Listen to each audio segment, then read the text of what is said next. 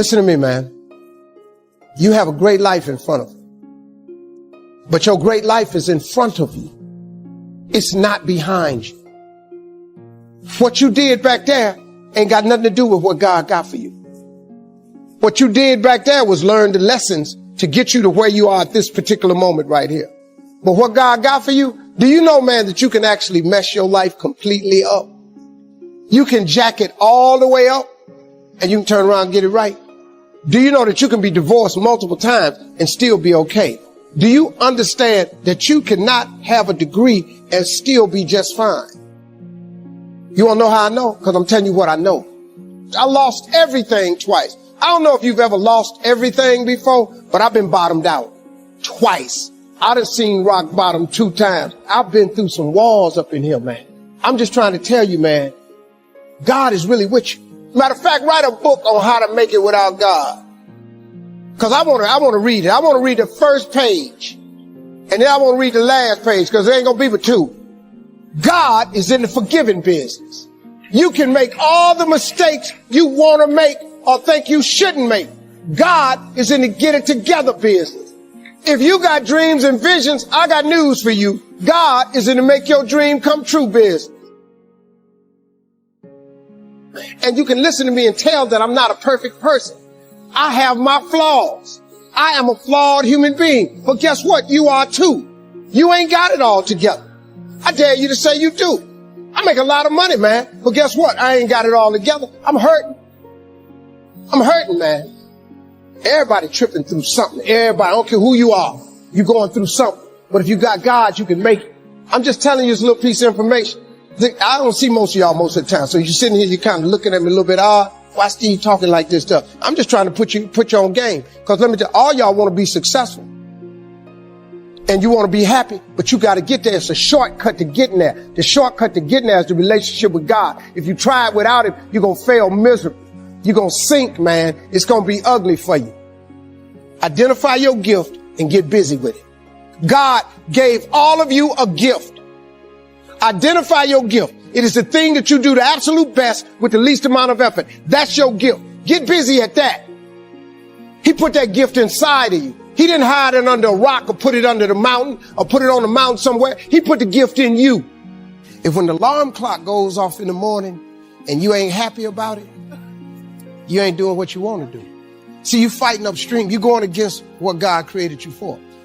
If your job makes you sick to go to, if you're unhappy with waking up to go to where you got to go, it's because you ain't living in your gift. Some people are born to be teachers, caregivers, nurses, babysitters. Those are gifts. You know what I mean? If you're living in your gift, you're cool. It's just if you ain't. Telling jokes was a gift. They're just not just running, jumping. If you paint, you should be painting. If babysitting is what you really do, you should be babysitting. You doing anything. If you fix cars, you work with your hands. You're supposed to be working with your hands. You do anything else, when that alarm clock go off in the morning, you ain't gonna like it. Now, if you waking up, you going down there, they ain't paying you what you want. You hate your coworkers. You're down there, your boss has no business being your damn boss. See, that's what messed me up. I didn't know what I had was a gift when I was growing up. I just stayed in trouble. Cause I just fired it off. My gift is I could take anything, any piece of information and transpose it into comedy immediately. I don't have to think. It just comes to me instantly. It's a gift. It's crazy. And when I was young, I didn't know how to control it. I just stayed in trouble. I would hate to die and never do the thing I was born to do. You should look into that before you mess around and check out of here. As a kid, you know, I didn't know, but my gift is that I found out later on. I have the ability to think extremely quick, and I can take any piece of information and transpose it into comedy immediately. That when you're a kid and you don't understand that, you get in a lot of trouble. You know, I didn't know what it was until I got older, that this was a gift, that it did make room for me, that I became a stand-up comedian, which started with a dream of mine, and it led to where I am today. It's a lot of stuff that happened in between there. But your gift is the thing that you do the absolute best with the least amount of effort. That's your God-given gift, and everybody has one, and God gives it to you at birth. You don't have to go anywhere to discover it. It's not in the water. It's not on a mountaintop. It ain't hid under a rock. Your God-given gift is instilled in you at birth. If you pursue that as opposed to your passion, there lies your greatest chance for success. The problem with people is we don't pursue our gift oftentimes. We try to go get an education and make it think that's going to get us somewhere. And then we try to pursue a passion. If you identify that gift, man, that gift is the thing that can make you great. I mean, it is what it is. You know, it's COVID. This is the first time that the entire world has had the exact same problem. I mean, we just have to deal with it. You know, it's not just happening for Americans. It's not just happening for the poor. Rich people catching it. You understand? This can attack anybody. So it's something we all got to pay attention to. A lot of people are looking at this the wrong way. There is a blessing in everything. Behind every moment of adversity in your life, there is a blessing and a lesson. Pain always leaves a gift. Always. It's not going to change for you. It's COVID for everybody. Say just you. Your world 42 ain't finna crumble because you got to change your career. You have to change your career. You just said it in the question. Maybe it was time for you to move on. Don't worry about the people that God has removed from your life. He saw things you didn't see. He heard conversations you couldn't hear, and he made moves you wouldn't make. When a door gets shut, all you got to do is walk up the hall. It's more doors. This is God. Could it be that there's a different door that he wants you to go through that was better than the door that got shut in your face? You have to live your life in the expectation of wonderful things happening. God is a merciful God. He didn't bring you this far to leave you. He didn't set you up to fail. You're tripping. You're tripping, man. He only wants to progress his children. That's all he wants to do. Even if you're wrong, he forgives us. Just keep moving, man. It ain't nothing. This thing right here, really, man, you got to look. So many good things have happened to me. Now, look, I've had some painful moments in this like you. But hey, I look for the bright side, man. I expect something good to happen. Now, let me give you a little simple formula for goal setting. Okay?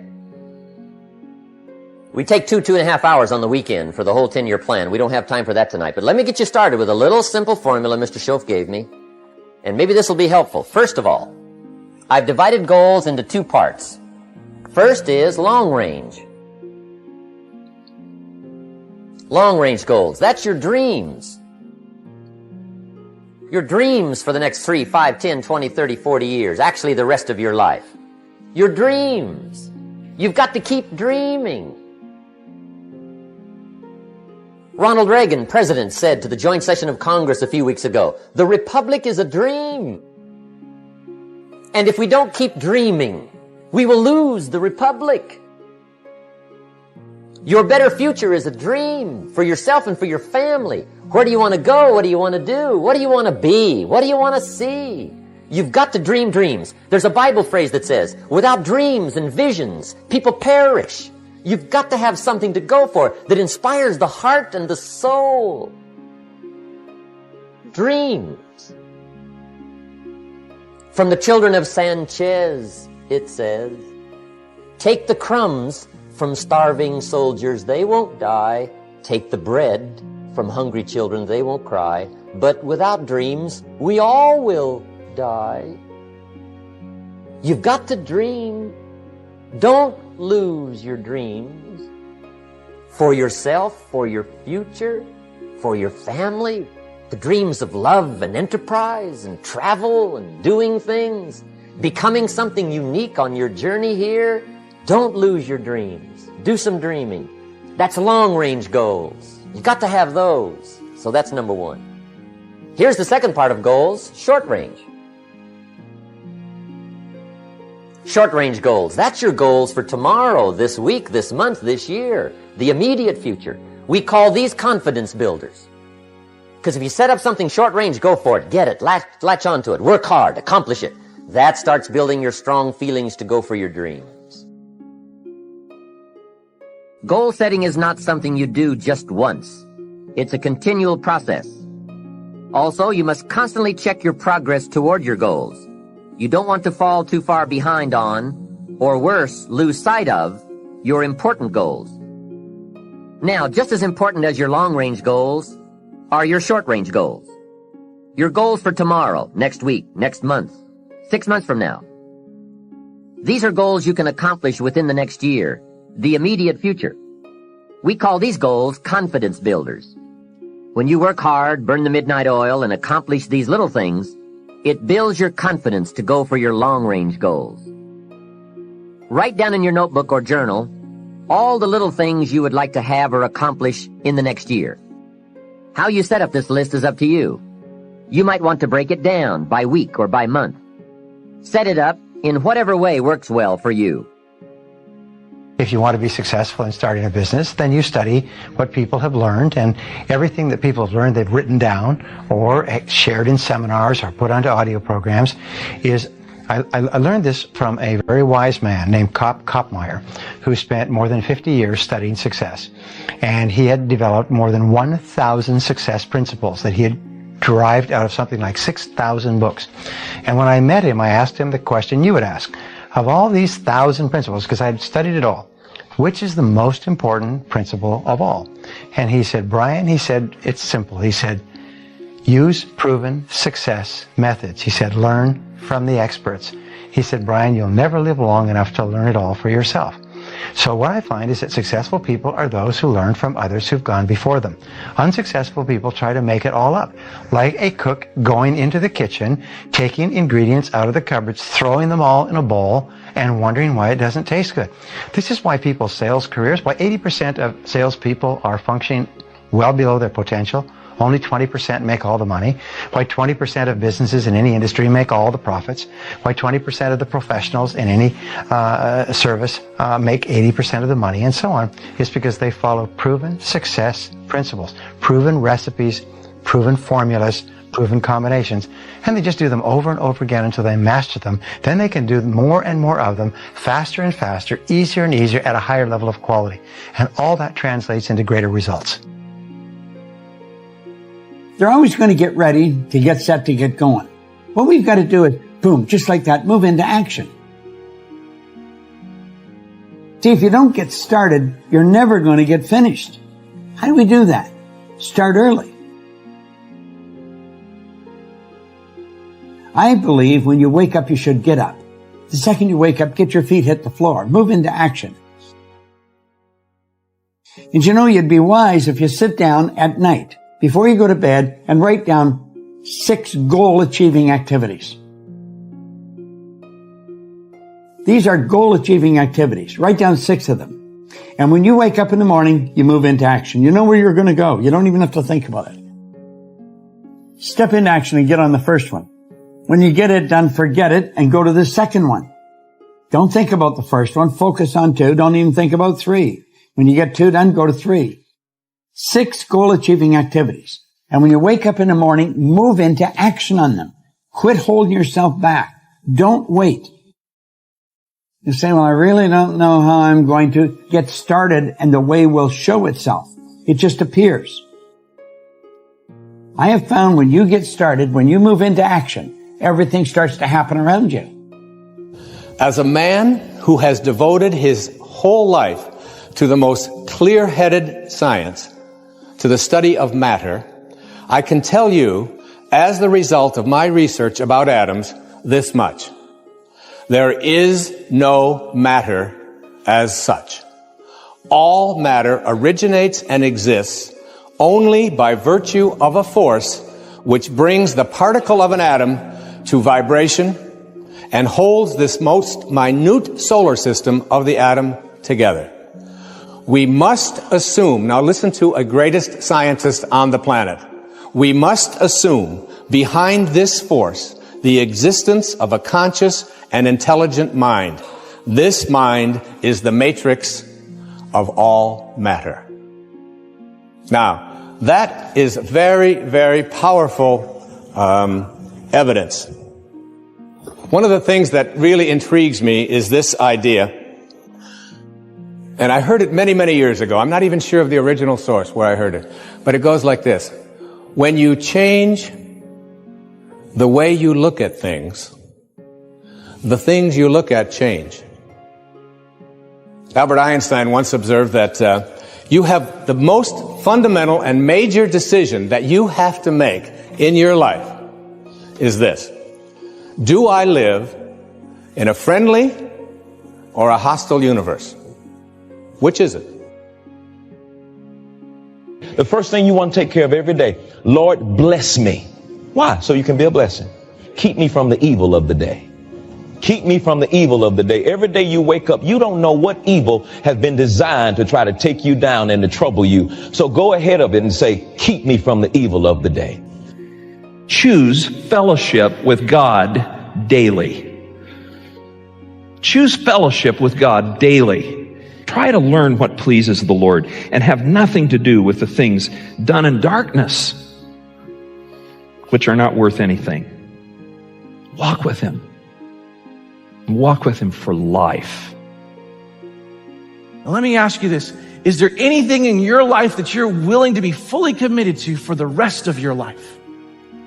There might be things you're committed to right now that's taking your time and your energy, and you shouldn't be committed to those, because God wants first priority in your life and a whole heart commitment. And God says what's most important is that you be with me above everything else, that you get to know me. It means that when I wake up in the morning, I need to say, God, no matter what happens today, I need to get to know you a little bit more. I need to learn how to love you a little bit more. And it could be the best day I've ever had, but I need to make sure I need to learn to love you and know you a little bit more.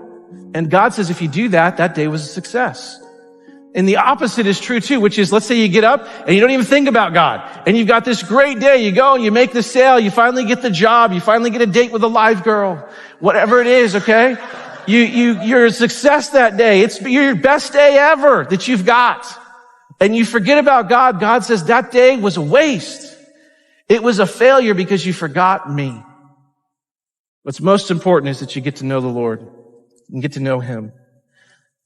And it's a mistake that you and I make all the time in our lives, where we don't think about inviting God into our daily experiences. And we think, God, I've got this. I got my dating. Don't worry about my dating. I've got it, God. I know what I'm doing. Oh, God, don't worry about my work. Oh, I'm good. I'm good, God. I've got my work. Don't worry about my dreams, God. Oh, don't touch my dreams. Don't worry about them. I've got them. And we totally rule out God.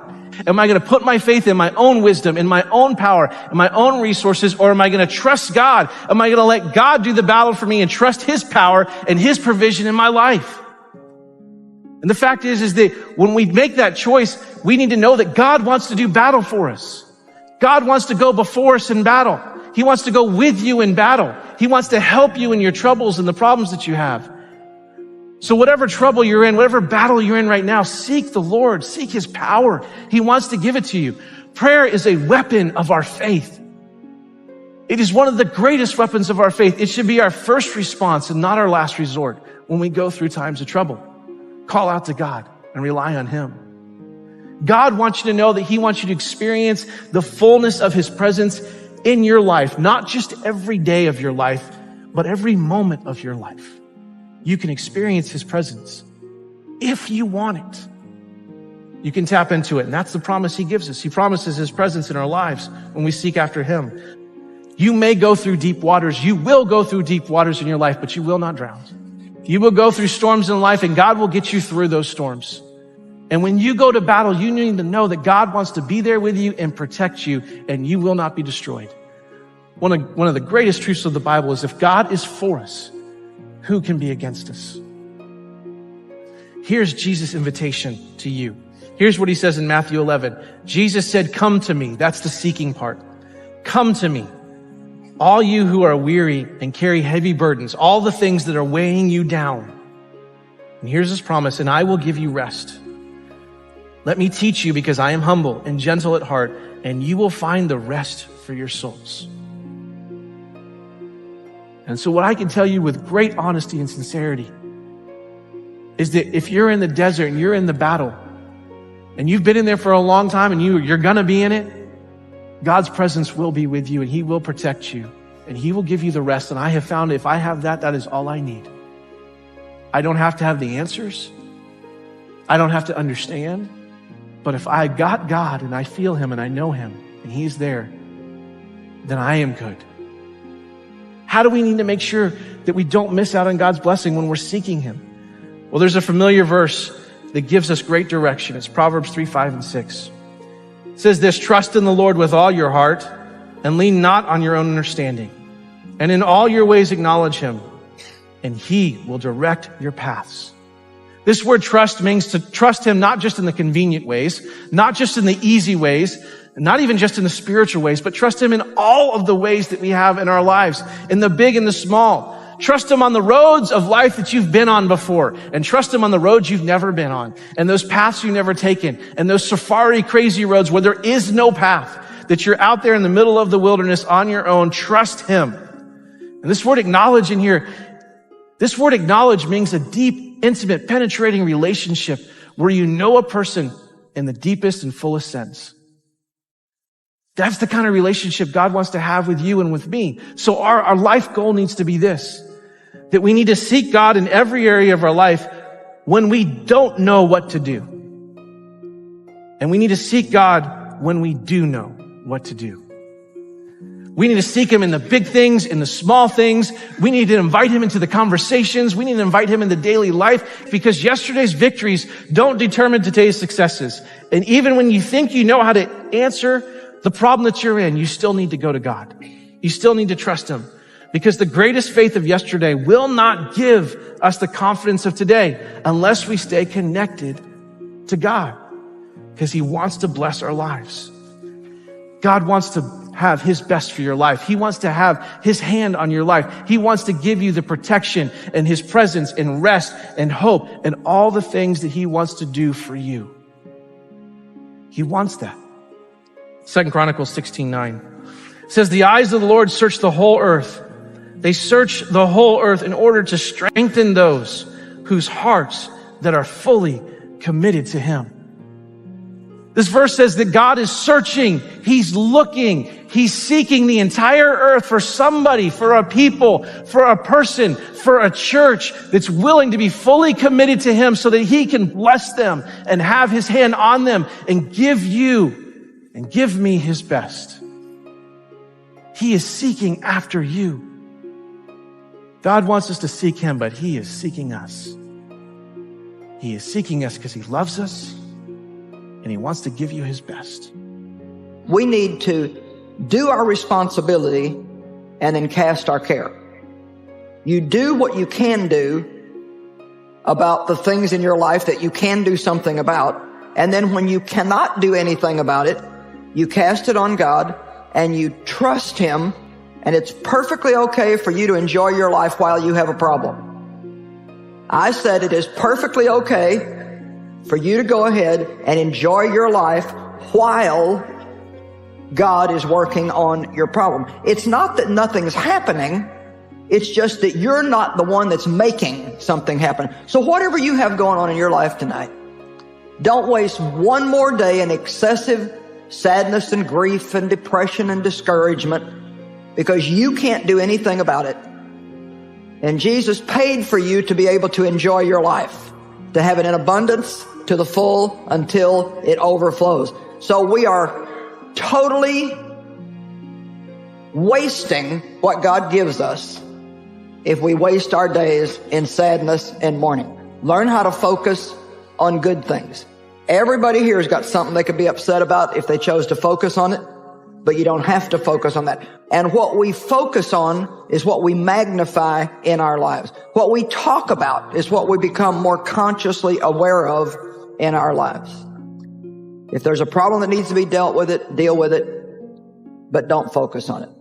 Think about the possibilities in your life, not the problems in your life. Hebrews 12:2 very simply says, looking away from all that will distract unto Jesus, who is the author and the finisher of our faith.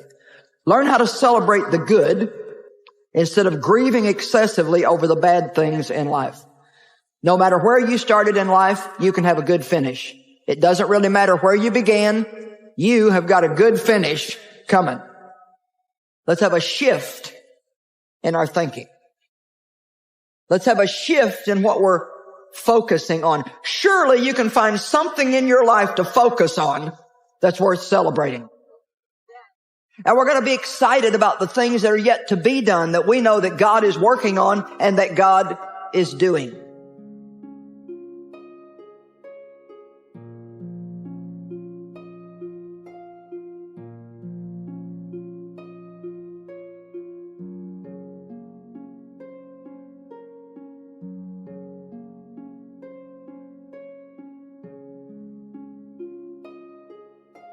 Welcome to my channel, Best Strong Motivation. Today I speak, begin your day with God 2024, to try and ahead of it and say, keep me from choose fellowship God daily and choose fellowship with God daily.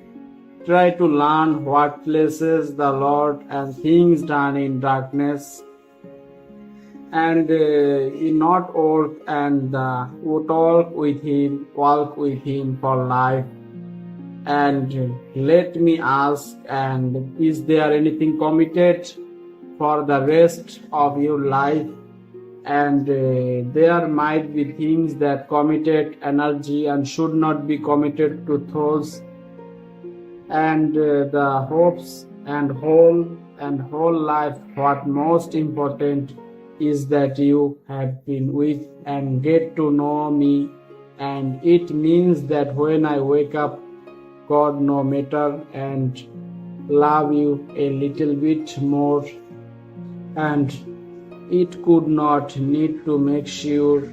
And when no day was a success, and sure, let's say you get great day and God no finally get the job, you finally get a date and you're a success that day, whatever, it's your best day ever that, and you forgot about God. God says no, and because you forgot me, what's most important is that you get to know Him.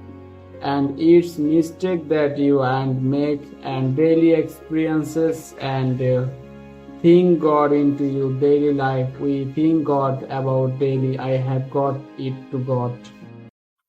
You have a great life in front of you, but your great life is in front of you. It's not behind you. What you did back there and got nothing to do with what got for you. What you did back there was learn the lesson to get you to where you are at this particular moment, right here. But what for you? Do you know, man, that you can actually miss your life completely up? You can jack it all the way up and you turn around. Get it right. Do you know that you can be divided, manufactured time, and still be okay? Do you understand that